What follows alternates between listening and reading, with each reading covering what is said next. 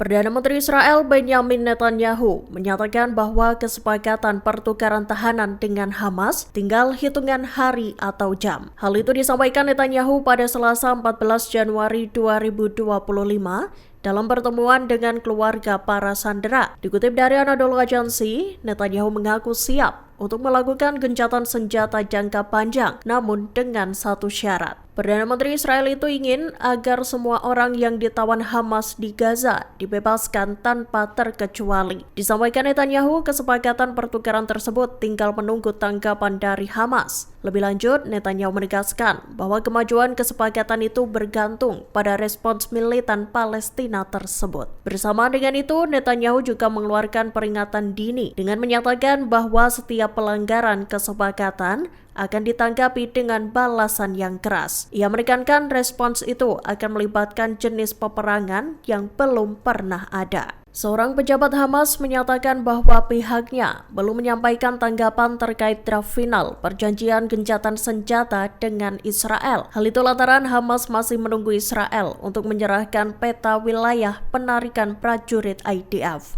Dikutip dari Tribun News, peta itu nantinya juga meliputi penarikan tentara Israel dari poros Netzarim. Selain itu, IDF juga harus menarik diri dari poros Philadelphia, Jabalia, dan Rafah. Sementara itu, media Israel melaporkan bahwa militer Zionis tengah membahas peta yang menunjukkan wilayah penarikan prajurit IDF. Komando Selatan Tentara Pendudukan Israel dikabarkan membahas persiapan penarikan pasukan secara bertahap. Rencana yang dibuat juga mencakup pengerahan kembali tentara di sekitar jalur Gaza dan secara bertahap menarik diri dari Netzarim dan Philadelphia. Laporan itu juga menunjukkan bahwa infrastruktur telah dibangun di poros Netzarim, termasuk antena komunikasi, sehingga butuh waktu sekira 1 minggu untuk mengevakuasi daerah tersebut. Kementerian Kesehatan Palestina tengah mempersiapkan diri untuk menerima tahanan yang mungkin akan dibebaskan oleh Israel. Para tahanan itu diperkirakan bakal dipulangkan sebagai bagian dari perjanjian pertukaran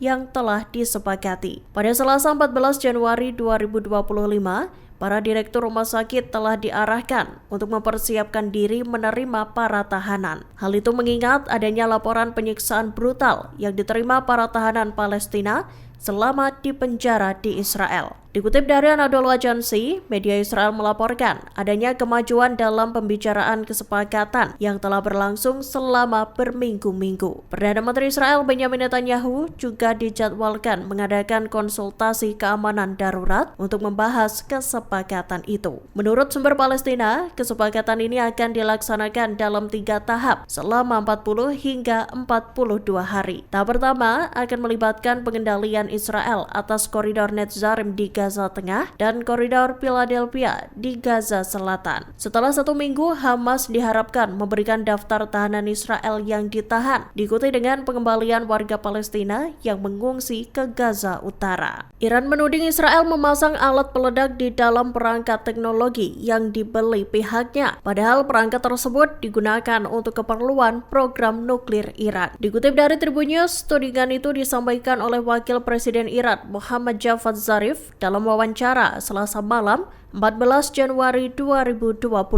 Zarif menyatakan terdapat bom yang ditemukan di dalam komponen sentrifugal yang dibeli Iran. Namun alat peledak tersebut sudah diatasi dan dibuang. Meski begitu, Zarif tak membeberkan kapan bom itu ditemukan. Zarif pun menyinggung teror ledakan pager milik Hizbullah yang terjadi pada September 2024 lalu. Seperti diketahui, dalam peristiwa itu, sekira 3.000 pager meledak dan melukai ribuan warga Lebanon. Menurut Zarif, serangan pager itu terjadi lantaran Israel berhasil menyusup ke dalam pihak pemasok. Draft final kesepakatan gencatan senjata di Gaza telah dikirimkan mediator Qatar ke pihak Israel dan Hamas. Terdapat poin-poin utama yang termuat di rancangan yang dicapai dalam pembicaraan di Doha, Qatar tersebut. Dikutip dari Tribun News, Rabu 15 Januari 2025, poin penting yang pertama terkait dengan pemulangan sandera. Pada tahap pertama, Hamas diharuskan membebaskan 33 tawanan Israel yang terdiri dari anak-anak, perempuan, korban, tentara wanita, pria berusia di atas 50 tahun, dan sandera yang sakit. Pejabat Palestina mengatakan tahap pertama itu akan berlangsung selama 60 hari. Poin penting yang kedua adalah penarikan pasukan Israel dari Gaza. Israel sendiri mengaku tak akan menarik diri sepenuhnya hingga seluruh sandera dibebaskan. Militer Zionis IDF mengaku akan menarik pasukannya secara bertahap. Kemudian, pengiriman bantuan kemanusiaan secara signifikan ke jalur Gaza turut menjadi aspek penting.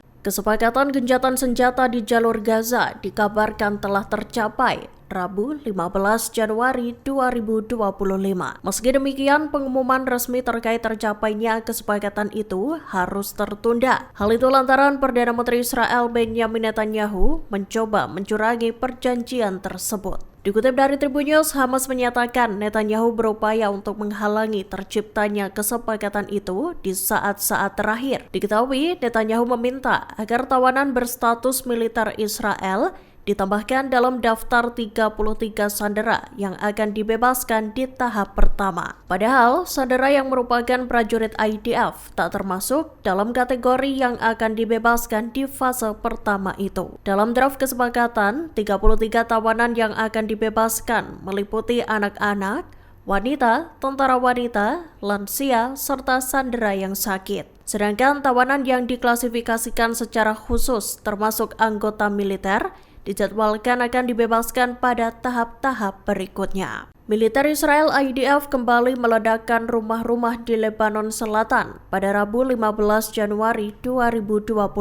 Aksi itu dilakukan IDF saat tengah malam. Dikutip dari Tribun News, pasukan Zionis itu berdalih tengah mencari infrastruktur dan persenjataan Hizbullah. Serangan IDF itu menambah daftar panjang pelanggaran yang dilakukan oleh Israel selama gencatan senjata di Lebanon. Diketahui IDF meledakkan sejumlah rumah dan menghancurkan jalan di kota Aira al-Shab, Hanin, dan Marun al-Rash. IDF juga menjatuhkan bom di kota Markaba. Buntut serangan itu, Lebanon tercatat telah melaporkan lebih dari 520 pelanggaran gencatan senjata oleh Israel, termasuk kematian 37 orang dan 45 lainnya yang terluka. Sebagai informasi, Lebanon dan Israel sebelumnya telah sepakat untuk melakukan gencatan senjata. Diketahui gencatan senjata itu resmi diberlakukan pada 27 November 2024 lalu. Namun selama masa gencatan senjata, Israel masih terus melesatkan serangan ke Lebanon.